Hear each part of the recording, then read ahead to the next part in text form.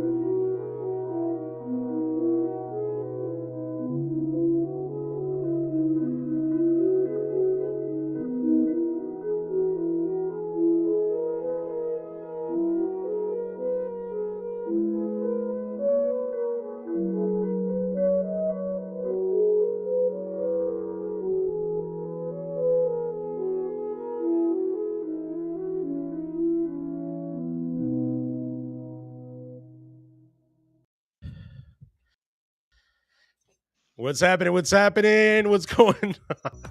What's up? I'm definitely gonna Happy want to look Friday. back at that. I definitely want to go look back at that live. That beginning part. Um, it's like, I think we were live, but anyway, what's going Yeah, on, I think Ken? we were How you good. doing, man? Yeah. I'm good, man. It's Friday. Happy Friday. You know, another REI happy hour at 5. Number 19. 19, baby. Next week is 20. Absolutely, Yeah, I can't absolutely, believe man. it. I think we've had a pretty nice blast doing these lives and getting to new people in the industry, getting to talk about all these different programs we have, all the different things in the market, everything that's really helping us out our clients' reality, right? So it's been pretty fun, man. Yeah. I'm loving how where the episode is little. Absolutely, man. How Yeah. was your week? How was your week? I was about to ask you the same thing. My week's been good, man. It's been busy. It flew by. July 4th is coming up. Like July in general is coming up. June has just flown by, man. Like Atlanta was like our event in Atlanta was how many weeks ago now? Like 3 weeks ago, Right. almost a month ago. Exactly. Like, Yeah. I feel like it was yesterday. Yep. So, how about you? How was your week? Yeah. Good, man. Pretty good. Keeping busy. I have some pretty nice deals coming up from a lot of clients that are really, man. There is really a huge activity out there in the real estate business, especially for all these investment properties. Just have a new client that got a Ford triplex at an amazing price. His cash flow is absolutely like, I can't wait for him to sign on this one because he's gonna have some really good cash flow out of these 4 properties. Nice. So yeah, man. I mean, business is good. Business is good out there, man. The market is good out there. Just Yeah. you gotta look for them. You gotta keep on looking for them. Yeah. No, So I hear you absolutely, man. there. I hear you there. I hear you. Yeah. So I hear you. I know you guys have a lot of things in Charlotte coming up, especially for upcoming events or like networking events. Correct? There's a few. I can't tell you off the top of my head when the dates are and where they're at, but yeah, there's always stuff in Charlotte, man. If there's anyone listening that's in Charlotte, I mean, there's literally networking stuff every day. But yeah, there's a lot of stuff coming up here in Charlotte. So Nice, man. Yeah, I'm here, man. We have a few things coming up in Atlanta that we'll be posting up soon to networking. I mean, and this is what the business is all about, right? Always finding some great people to network. So, you know, that's it. Exactly. So thank you everybody for logging into the Facebook. If you're listening in from our LinkedIn page, from the Campus Capital Group page, our personal pages as well. Welcome to REI Happy Hour, where we just have a good time with a drink and talk about real estate investing, right? So we're going to get a little bit into one of Ken's favorite part of the show. But first of all, if you guys haven't already, please make sure to click that share button, share it with your personal friends, share it on any of the any of the investment groups. Please make sure to share the live so that we have an amazing guest speaker today, and we're gonna learn a little bit in regards to the difference between hard money and conventional loans. So before we do it, so we're gonna have that coming up in just a few moments. But please let us know where you're listening from, what city, what state, and how you guys are.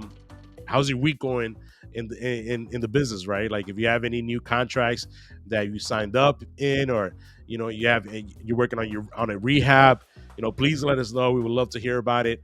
If you have any questions as well, please make sure to put them on the chat. We would love to also try to answer any questions if you have any, right? But by the way, I think we didn't even go through this, but my name is Danny Campos from Campos Capital Group, obviously, right? Up in Atlanta, Georgia. Go ahead, Ken. Yeah, I'm Ken Board, Campos Capital Group, Charlotte, North Carolina. We're all over the place, right? That's it. Pedro Campos in the check-in. I see you, brother. What's up, man? But go ahead, Ken.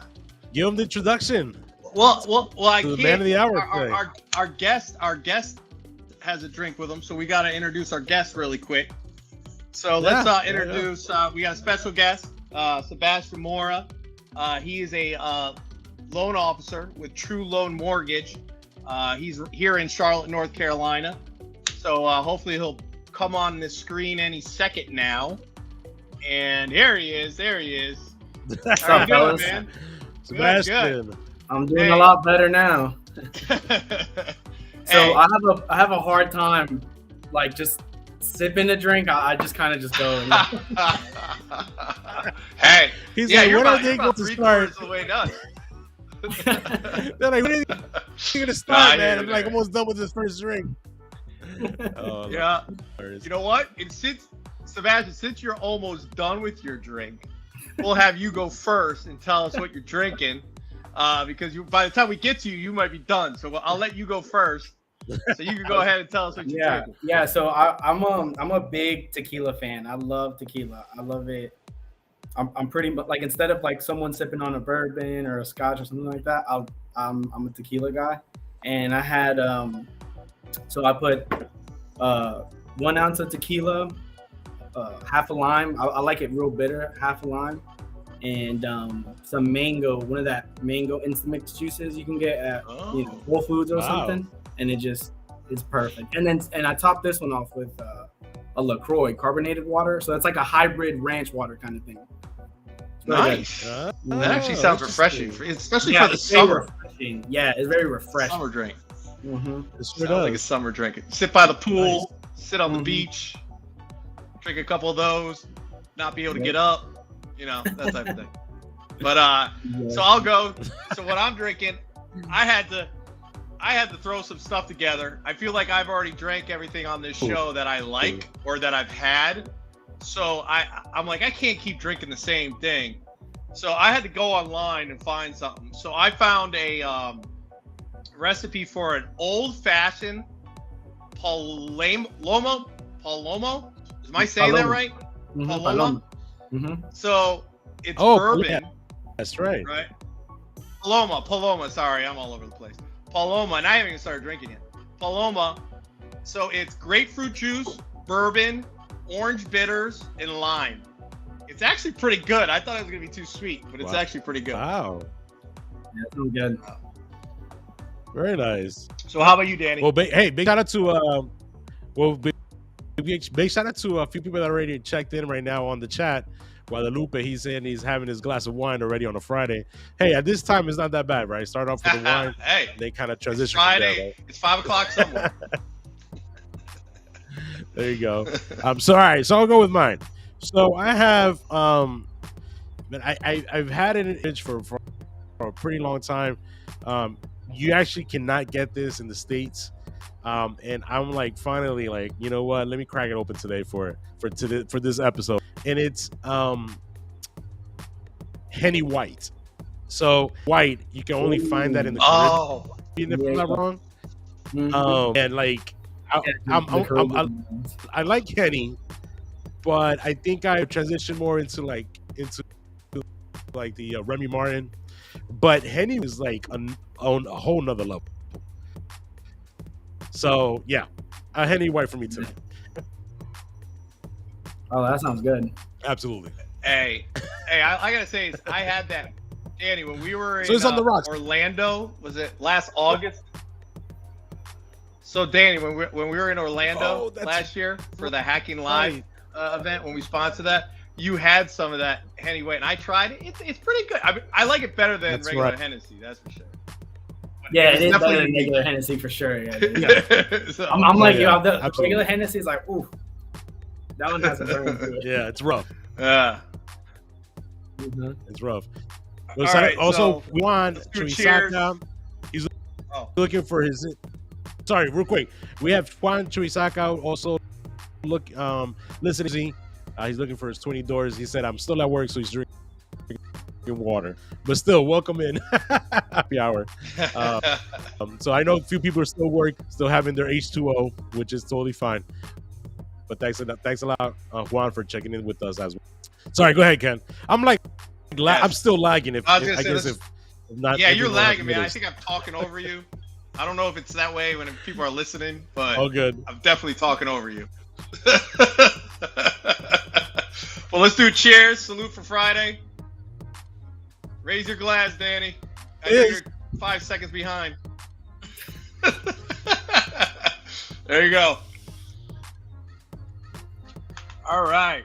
So let's get into the business. Why we do the stream other than drinking. We're here to ask some questions, have guests, special guests like Sebastian. So I will start. Dan, you're hilarious because you're like 5 seconds behind and just like laughing at my jokes later on. But anyways, so I'll ask the first question, Sebastian. Get right into it.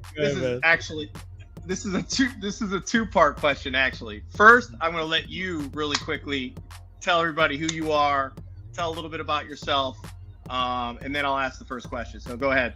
Okay, yeah, thanks, Ken. So yeah, I've been pretty much serving the Charlotte area. Yeah, again, Sebastian Mora, yeah, like Ken mentioned, but I've been serving the Charlotte area for it's been a minute. I've been in mortgage since 2019. Pretty much like right out of high school, I did a couple of things here and there, like construction. I had a small remodeling company for like a year, but I had to start working from home because I snapped my ACL, and after that, I've been in mortgage ever since. So, but it's been awesome. I really enjoy. I've really found a passion to it because it's just like just where I started from and how it's been a progression of just like what you mentioned earlier about the whole networking thing. I feel like I'm really just connecting people and helping people figure out like, how to get to meet the goal of buying a home.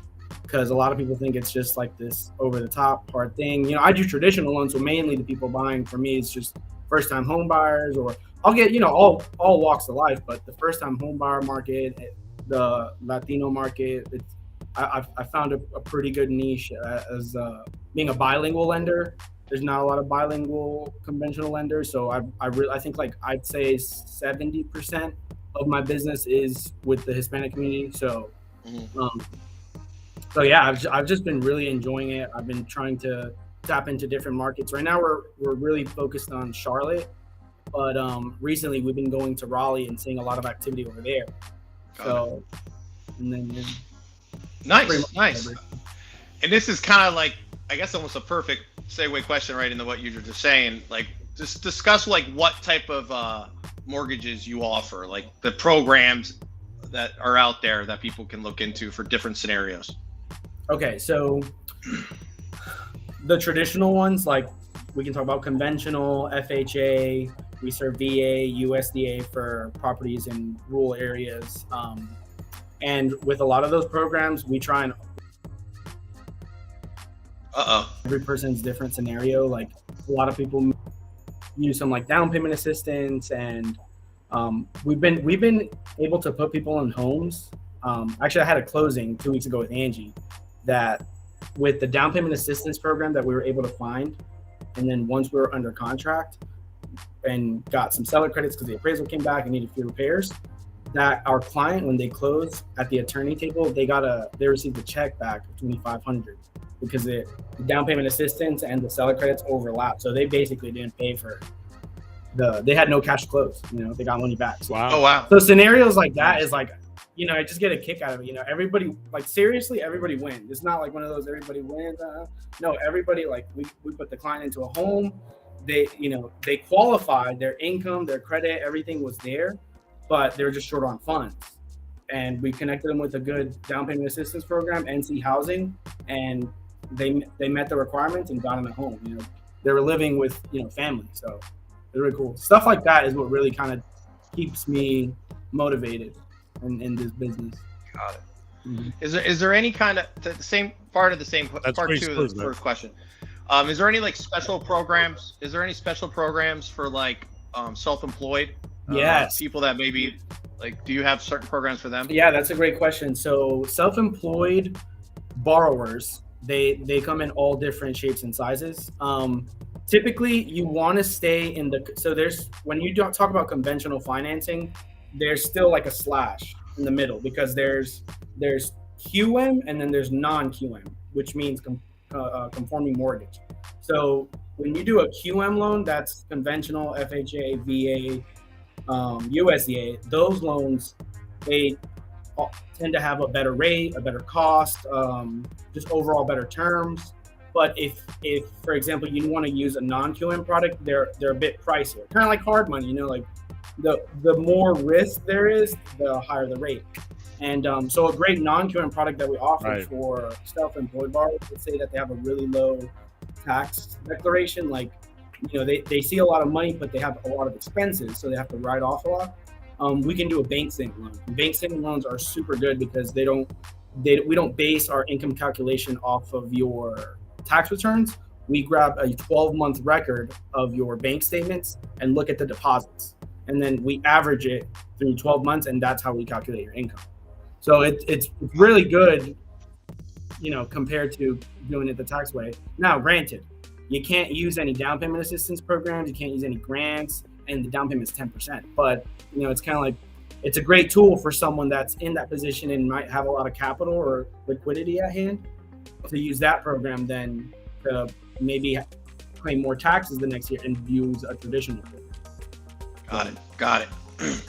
Go ahead, Danny. That's great. Got a question? Because when you look at stuff like that, all the time when you see some of these programs that can help out someone in a different situation, it's always good to be able that available for them, because especially how it is right now, people who have job, their own business. I'm sorry, difficult for them to be able to have that great income to show to be able to.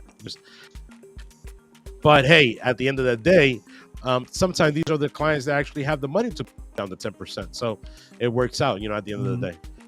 So that's good to know, man. Because, we know a lot of our clients are where they need to maybe have a bank statement program to be able to qualify. So I know that this question is kind of broad, I guess, but overall, what are the qualifications for someone to be able to get approved for a conventional loan? Okay, so that's a great question, and I'll kind of run by it like if I were to consult you. So the underwriters, they'll look at 4 things every single time, and it's number 1, your credit, your income, your employment, which I'll get to that, and then your down payment. What is your plan for down payment? So credit, if we start from the top, your credit, you want to have at least a 640 to get favorable rates and terms. You don't want to pay an arm and a leg just to buy a house, but regardless of your situation, we can lend up to 580 or above. And so if you meet, a 580 minimum credit score, you can already buy. You want to try and have your liability payments low. So specifically like the minimum payments, we just look at the minimum payments. So you want to try and keep those low. That's all we look at as far as credit in the front end. And then once we look at your income, really your income, you always want to have a DTI. The max will bend, and DTI, debt to income ratio, for the people that don't know. You always want to have a DTI with 55 or below. That's how we measure risk. So your liabilities can't, you can't surpass half of your income in liability. So Right. we'll take a look at your credit. And then lastly, your employment, right? Are you a W-2 employee? Do you get your deductions when you get paid, or are you a 1099? Are you self-employed? So then that's what we assess. And then lastly, down payment. So if you qualify for down payment assistance, we can go that route. But in some instances, it's not always best. Like even if you qualify for it, but you have the funds, that's where we kind of help you. We'll sit down and write the numbers and show you, we'll compare apples to apples. Hey, maybe in your scenario, it's better to not use it. Maybe you should just put the funds yourself. And when you're a first-time home buyer, you put 3.5% down. So off every 100 grand, something like that. Right. Got it. Nice. Very nice. I got this is just a question I thought of while you were talking. So on the traditional side, and I am actually naive to this because I'm on the hard money side and I don't do conventional. Can you guys lend to just individuals, or can you lend to entities? So we don't typically lend to entities. What you could do is you can do a title transfer. You can after closing transfer the title. If it's for an investment, we do offer some DSR products here and there. The conventional investor one is a good alternative if you don't mind properties being, because when you do a conventional investor loan, then we're looking at if you qualify, not so much if the house does. When you do DSCR, you guys do DSCR, right? It's mainly the house. So yeah. And one last thing, because I hear this all the time, and again, I feel like I know the answer to this, but I'm not sure, so that's why I'm going to ask. So is it true that like under your individual name you can only have so many mortgages? So if you have conventional mortgages, like a Fannie or Freddie Mae one, the limit is 10. After you're at 10, you're gonna have to either sell off or pay them off. So got it. And that's in the individual name. Yes, and I actually would like to make a point on that, because so you can actually stack your 10 loans pretty neatly, which I'm kind of in the process of. It's really cool. You can purchase your primary and live in it for 2 years. The opportunity opens every 12 months, and you have to qualify, and there's certain requirements, and I'll get to that. But you can theoretically buy a house every year, putting the minimum down of 5%. You could theoretically use that mortgage tool to build a 10 stack portfolio with 5% down on each property. So it's a pretty cool way of leveraging because your DTI makes sense, right? Yeah, as long as your DTI makes sense, and you can't just like let's say you can't buy a house in Charlotte and then buy another one like close by and say, hey, I just want to leave. There has to be a reason. You have to set it up. It's not that simple, but it is doable and it's doable. And it is good. We do it all the time. Got it. Yeah, and I think that's kind of like what we see. Danny and I see a lot with the being on the hard money side.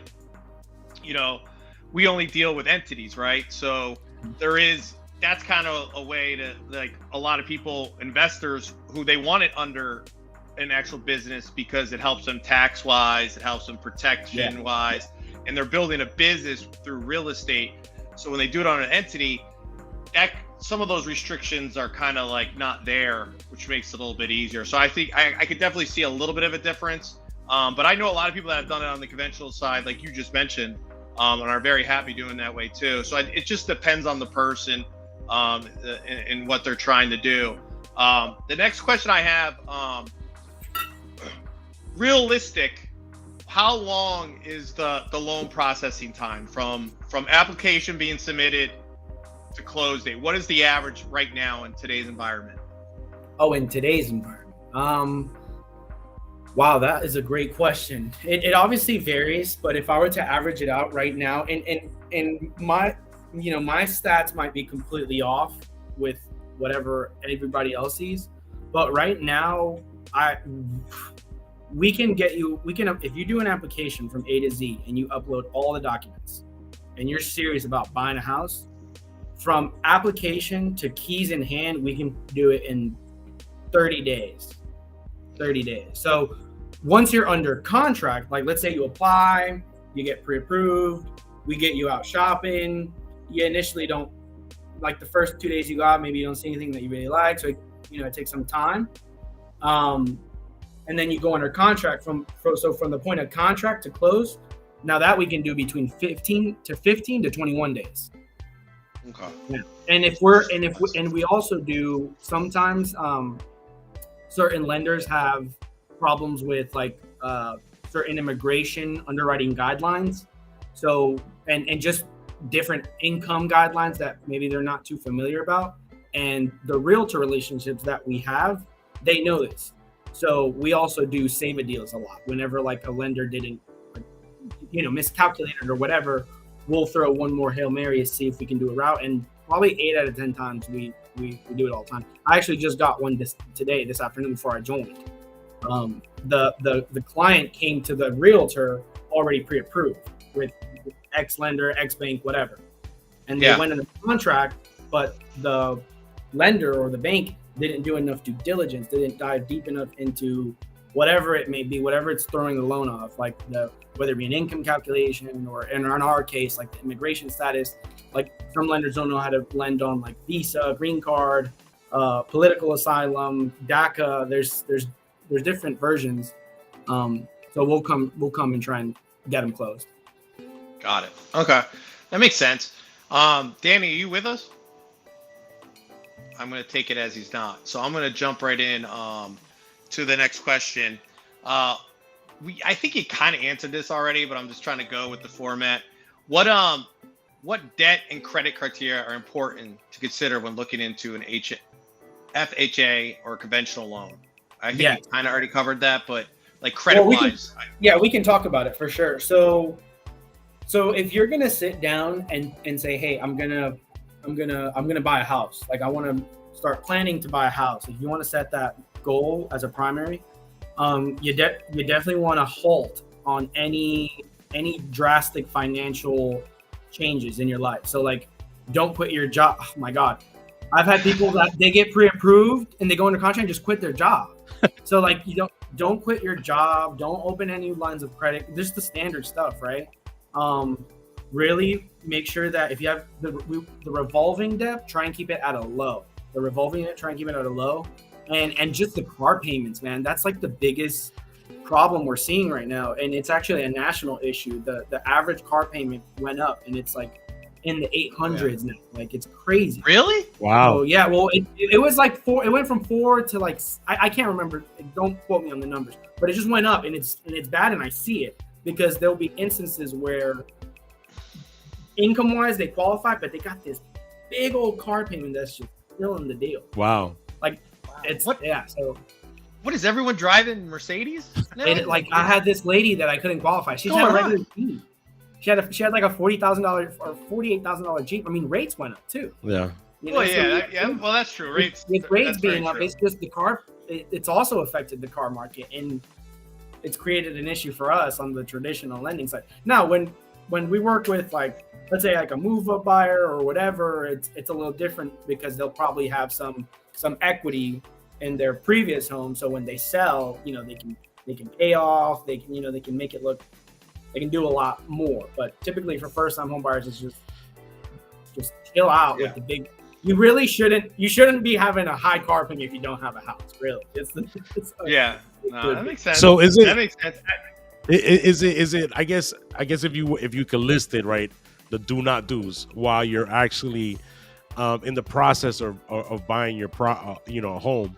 I guess one, don't go buy a car like Denise said in the chat. Yeah. Right.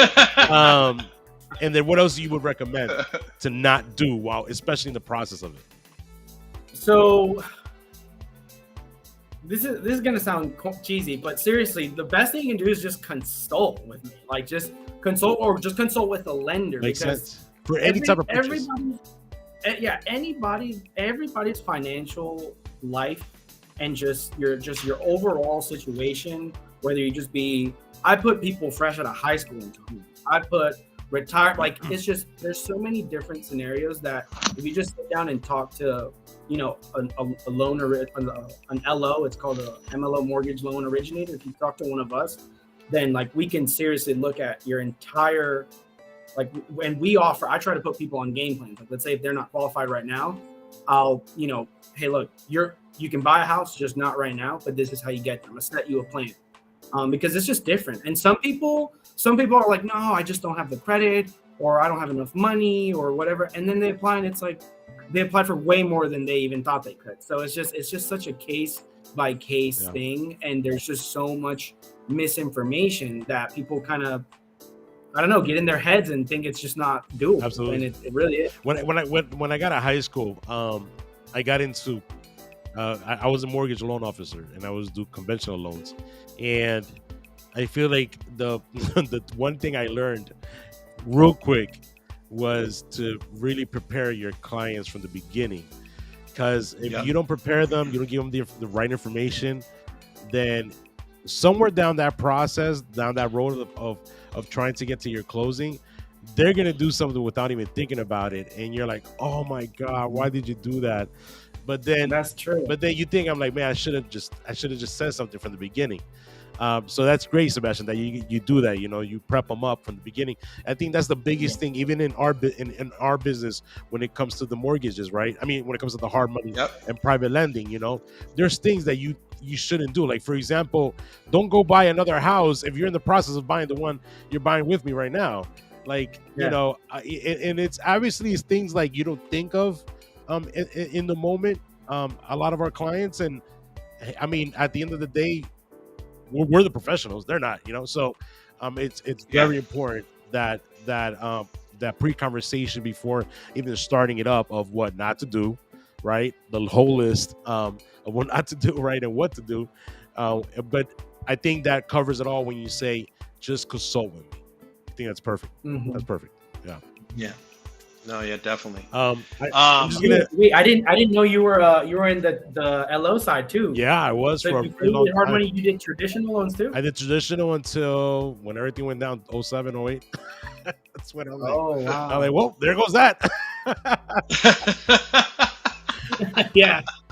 That was very interesting, very interesting market. Very different. It was a different style of lending. Like back then, it was crazy. It was like, I mean, I'm talking about, I don't know how many no doc programs I did. And, no doc and the spread, the way the lending world was prior to the crash was a different beast. Like the way you can make it was. The income, it was just the way though you could set up loans, and it was just these crazy products. You're entering high school already with the house. I got you, no problem. Yeah, you could. At 16, you got your own first house with your parents. You're the buyer. It was pretty wild. Oh God! I'm just gonna read a couple of comments here on the chat. Right, somebody said don't apply or get another credit card. Absolutely, for sure. And then Juan, he said all these questions have been answered pretty accurately. You guys have no idea that a lot of people are being lied to, and that they think that one way to buy a house, and it is not true. If a lot more people will listen to you guys, then they can buy their houses 30 to 45 days from today. Great information, guys. Thank you, Juan. And yeah, I think that's what it is, right? In sharing some really good knowledge in regards to purchasing your house. And thank you, Juan. I think you kind of throws into the next question I have for you, Sebastian. If someone is trying to apply, let's say, I want to buy my first house by the end of the year. What first of all, do you think it would be a good idea to call you now? And then second of all, what do you think I can do to prepare myself? So, okay, if first the call, like you said, but if not, if you're shy and you just want to start preparing now, okay, definitely what we look at first is the underwriters basically want to see that you're not just sitting around. So we want to initially look at a 2-year history, work history. But again, back to what I was saying, everybody's circumstances in life is different. Like when we talk about your work history, why is there a 6-month gap? Oh, I was on maternity leave, or I was a college student, or I actually went to go get my welder certification, like whatever. So, but just to get an idea, you typically want to have a solid 2 work history. And if you have that, then just save up. You want to save up a couple grand. I mean, for a starter home, if you're being a first time home buyer, from what the money that you put towards that transaction aside, you still should have, between 3 and 5 grand, I would say, because moving in and furnishing and all that different costs aside. But it really doesn't take that much money. Now, I will disclose this. Some people, they'll hop on Zillow and they'll be like, oh, I really like this house and I want to qualify. And they'll have like this idea that I want this, $400,000, $500,000 house, but I only want to pay, $1,800 or $2,200. It's like, okay, we're gonna have to set real expectations here. And sometimes I'm the reality guy. Like sometimes I'm just like, look, the house that you guys want right now is just not. It's not at that budget, right? But that's not the end of the world, because you can use this first home as a starter home, like live in it, paying it. You're gonna have to live somewhere, so pay your mortgage on time. You're gonna build up your equity. You're gonna build up your principal. So by the time you sell in 5 years, whatever, you have a set amount of equity after you sell, and then you should just save up some money on the side. But just from the equity alone, it can carry you. I got this guy in granted it's a different state, but just to give you an idea, in New York, where after the sale of his home, he's got like $420,000, and he's one of those guys that bought the house and lived in it for like 20 years. Oh wow. So yeah, like just scenarios like that. It's just you can fall into that if you just kind of take the first steps and see, okay, what do I need to get ready? Because everyone. So I know you said a lot of this, but I just want to re-emphasize it. So like my daughter, she just graduated from college. She's got a job lined up. She starts in August. So she, like most kids, I was the same way when I was a kid, not patient. She probably doesn't want to wait 2 years to have that history. As long as she has 5,000, 10,000, at least saves up for that in reserves, she can easily buy a house. That's pretty much what you're saying, right? Yeah, absolutely. So in her, like, let's talk about examples, right? Examples is how you can learn the best. So in your daughter's case, basically as soon as she gets an offer from a company and she has a date to begin employment, and she has a credit, a decent credit score, and the liabilities aren't crazy, and she has that 5, 6, 8K, whatever, she can qualify. Nice. The way we look at the work history or we calculate the income is we'll request an offer letter. We're gonna have to see an offer letter, and it's gonna have to have a breakdown of what she's gonna make, and that she's gonna have to work 40 hours or more. It really has to emphasize that she's gonna have a full-time position. It can't be part-time. If it's part-time, it falls into variable income, and that's a whole nother beast. If you're going to be a part-time employee, you're going to have to get an average of 2 years at the same time. Just stay away from part-time. Everyone's life is different, but if you can shoot for full-time, go full-time. And like I was saying, so put it on an offer letter, and we can set it up to where we can get you out shopping, and pretty much we've had instances where the client hasn't even started the job. Because they're with FHA and conventional, there's different rules, but typically there's 30 days. So like, let's say today's the 23rd. If you had an offer letter stating that your employment was to start today, you could still close on a house and not have, I'm sorry, I'm doing my math wrong. If we close on a house today and your offer letter says you're going to close on the 23rd of next month, you can do the transaction. You don't even need a pay stub. Oh, nice. Nice. Wow. Some lenders have different overlays. I know FHA, don't call me on this, but FHA and conventional have different rules. Sometimes we'll need, like after closing, we may need a pay stub if you did an FHA. Makes sense. You know. So but my point to that is like, maybe, it's doable. Maybe somebody was like, oh no, I gotta wait 2 years, and no, it just there's different options. Yeah, I know a lot of young people, and if there's any young people listening, like, and you don't have to be young. I don't know why I'm saying that, but the bottom line is, like, a big thing that's happening now is house hacking. Mm-hmm. You're a first-time home buyer, and you move into a 3-bedroom townhouse or single family, whatever it is. You live in one room, or you live in the basement, and you rent out the rest of the house to another family or other individuals. That pays for your mortgage, and now you're just flying high. Your mortgage is paid for. You own a house. You're earning equity. You're building that, and then in a couple of years, you can buy that next house and just keep going. Is it me, or did the music turn up?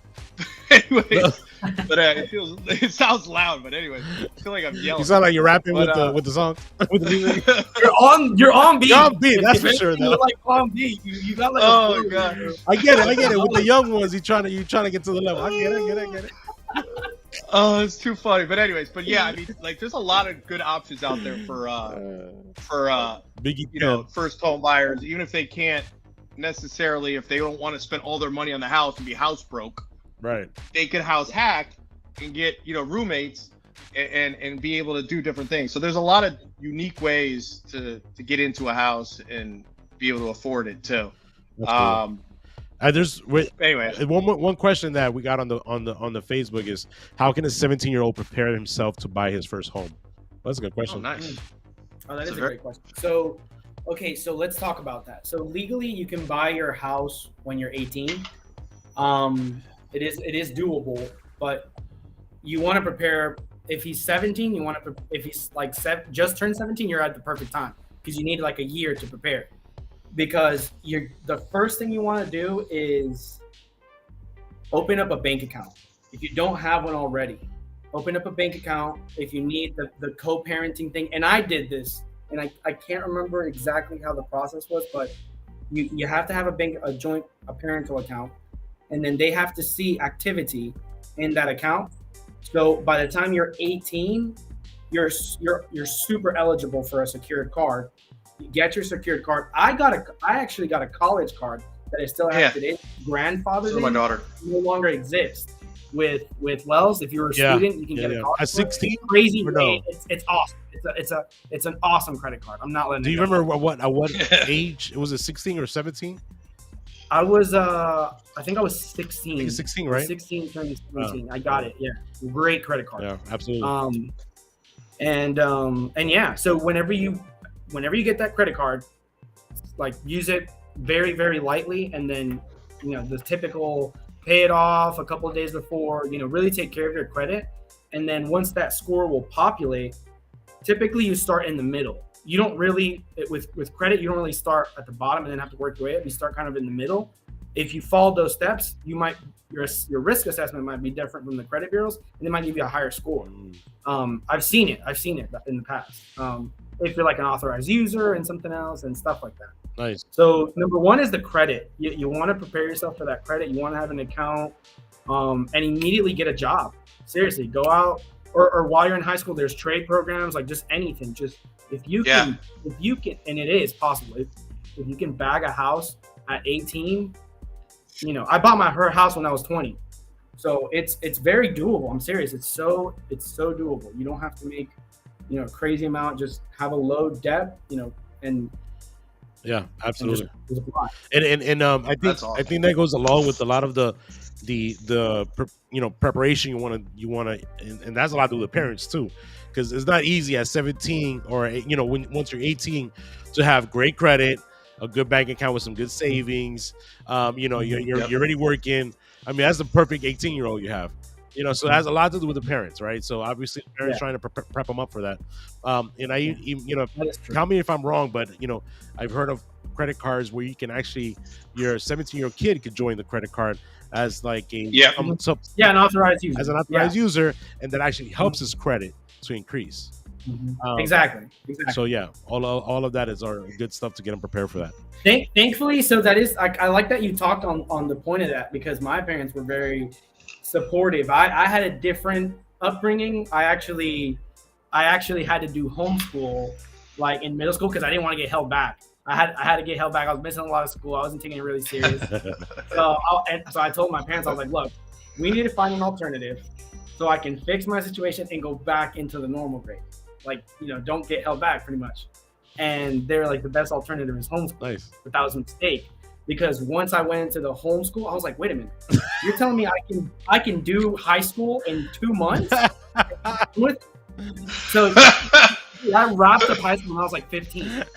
So it was probably about like 2-3 weeks of me playing video games and waking up at 12. Our mom's like, look, dude, you got to do something. I don't care about no child labor laws, no nothing. You got to get out there. You got to go to school. You got to go to college. You got to do something.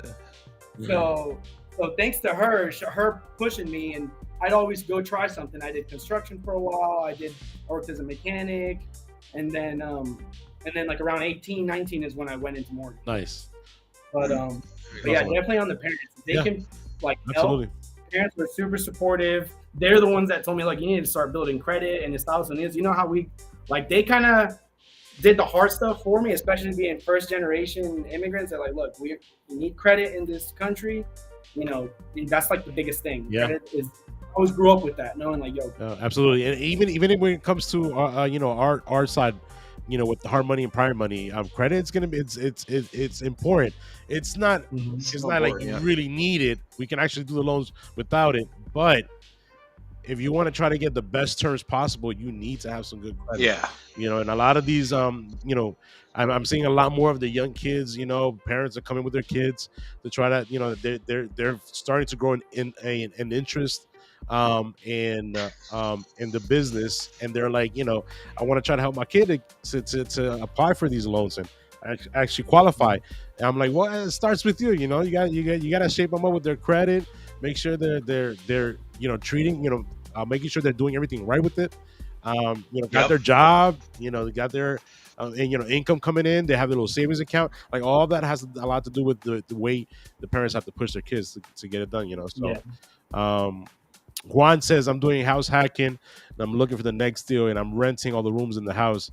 You're right on the money on that one. Yep, absolutely. Pamela Rodrigo, happy Friday, guys. Pamela Rodrigo, thanks for joining us. Saludos, Sebastian. Nice. They're awesome. Yes. So yeah, to kind of. Oh, go ahead. Sorry. No, go ahead. No, I was gonna say, like, just to kind of interject, because the title of this was conventional versus hard money, and I'm not gonna sit here and talk. Obviously, before I even get into that, just FYI to everybody that's watching, this is the longest REI happy hour at 5. It hasn't felt like it. It hasn't. And but we're not done yet. But I just want to let you know, this is definitely the longest. That's good. We got a lot of good information. Absolutely. We're talking everything. We're talking about how to build credit. We're talking about conventional lending. We're talking everything. So this is great. But to kind of just give everyone an overview of hard money really quick. Okay, from everything that Sebastian said, the biggest differences with hard money is, first of all, you have to have an entity. Yeah. Okay? It cannot be owner occupied. It has to be an investment. Okay? It cannot be rural. Conventional doesn't care if it's wherever it is. It could be anywhere in the country. We do not do rural in hard money. So those are the big 3 differences. The other thing is, there's a couple differences in the underwriting and processing process. Okay, so you're looking at, we look at bank statements. We don't look at tax returns. Okay, we do look at credit. We do look at the credit score, like Danny just said. We're gonna look at the credit score. It still does matter, but we're not gonna look at debt to income. We're not looking at your W-2s. We're not doing those type of things. We're gonna cash flow, not the individual, which is what the conventional side does. We cash flow the property.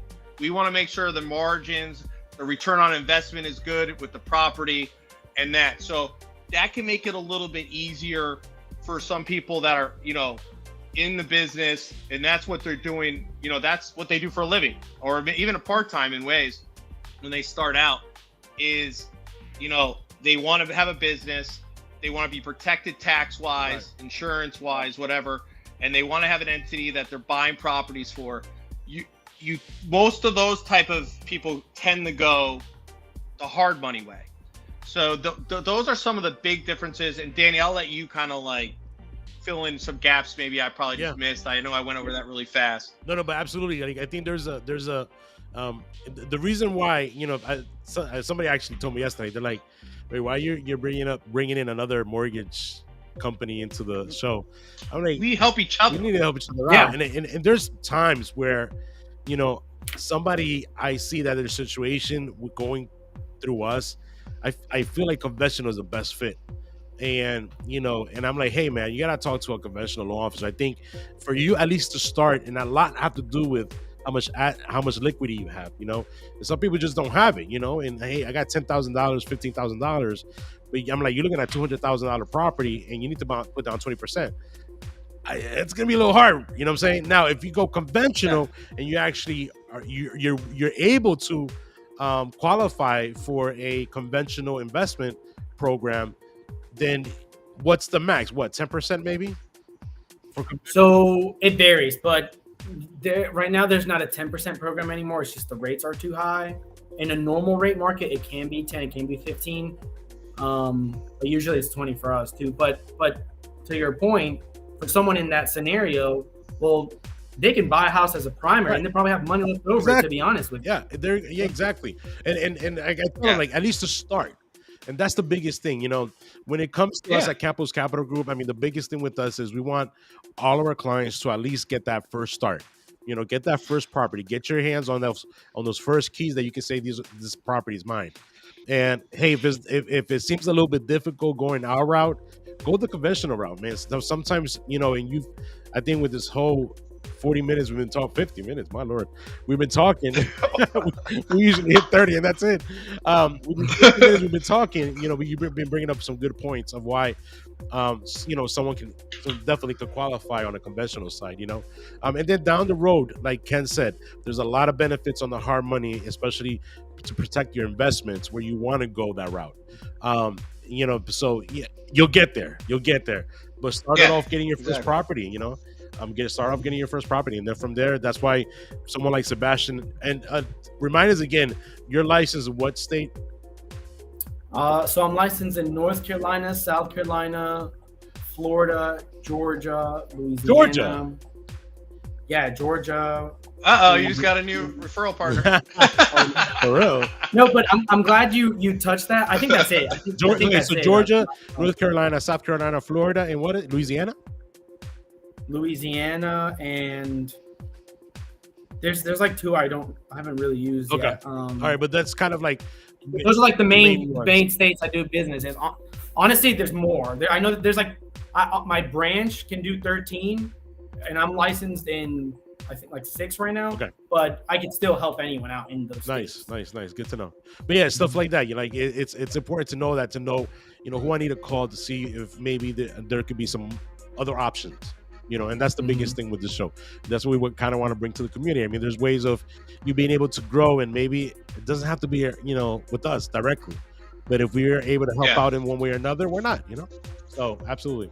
I don't know, everyone on the Facebook, I don't know why there's a paired Facebook user, your name doesn't come out. I think that's like because mine are paired. Yeah, I don't know if you paired any of your personal pages, and I think it's whoever paired, it's coming from those pages. So we don't have names, which is, you know, kind of stinks. But I mean, we've gotten some great comments from other pages, some other Facebook pages, so that's pretty cool.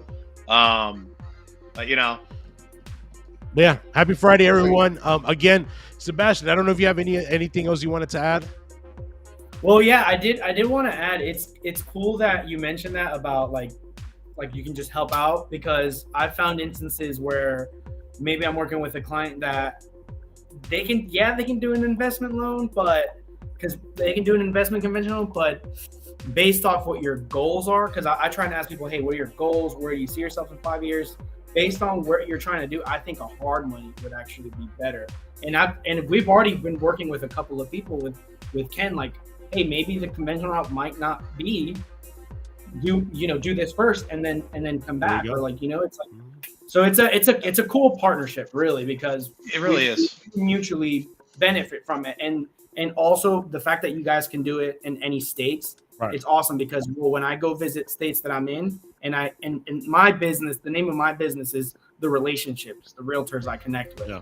So whenever they connect me, I now have like, hey, I got people that can help you with hard money if you have any clients, and they're like, wow, I don't have any, or I don't know any. Well, what is hard money? And then it's just it opens this new funnel of business and just, more people accomplishing their goals. Absolutely.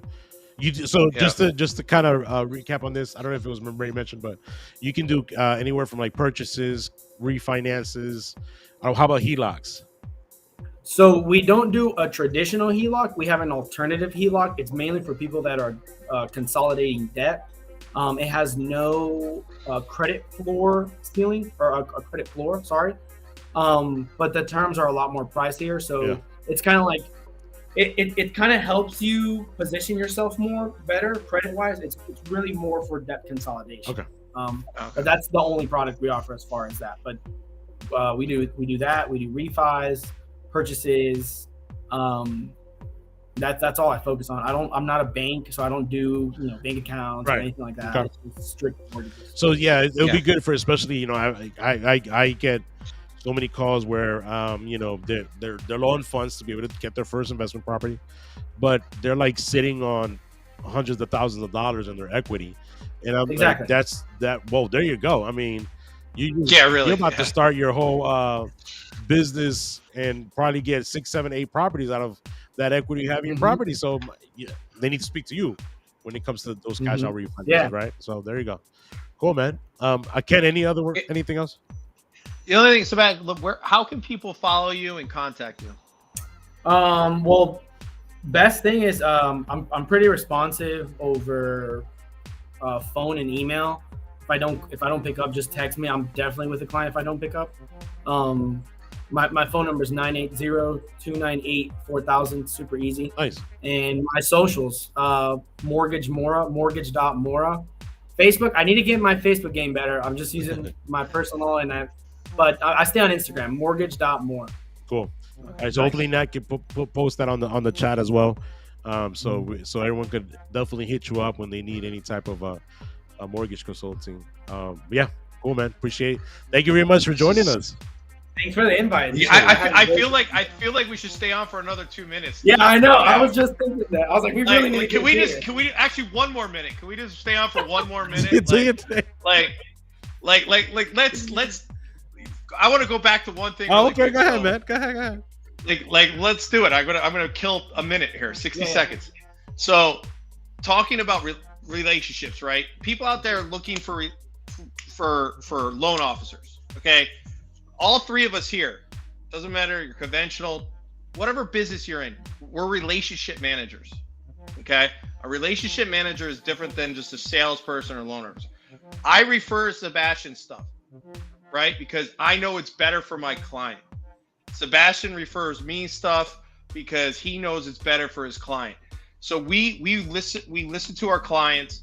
We find out what their needs are. We find out what what their situation is, what the scenario is, and then we go from there. We're looking to build relationships. That's why we're called relationship managers. We're here to build relationships. We're here to network. We're here to get in the community. We're here to do things.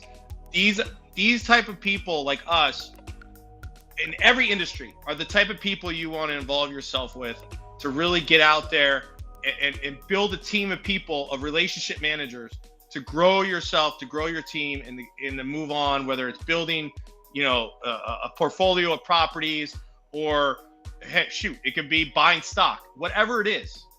You got to do what you got to do, but you got to find people out there that care and have the right purpose in mind. Right. So that's my end quote for the day. Bam, baby. Bam. Bam. We hit an hour. You guys are awesome. We definitely all need to get a drink. Absolutely, man. Hey, I'll be in Charlotte next weekend. So, oh man, you're not gonna be here. I'll be at the lake. That's right. You'll be at the lake. You can come up. You can come up and see me. It's not far. The way we can tag along with Kenneth, actually. Yeah, I think that sounds a lot better. But anyways, well, thanks everyone. We appreciate everybody that logged in with us. Thank you everybody. Had a drink. Talk about it. Talk about some good. About the conventional loans. What's the difference? What they look into, and appreciate you, Sebastian, for coming along. Every Friday, REI Happy Hour. We try to, have a good time, get a drink, and talk some good real estate topics. So we'll see you guys next Friday.